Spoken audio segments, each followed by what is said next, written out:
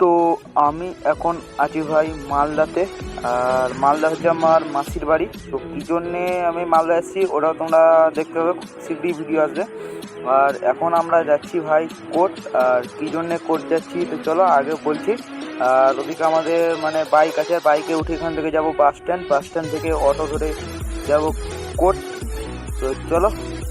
তো আমি এখন আছি অটোতে, আর এখান থেকে অটো ধরে যাওয়ার সময় মানে যেটার জন্য আর কি মালদা বিখ্যাত আমের জন্য, আর চারি সাইডে শুধু আমের গাছ।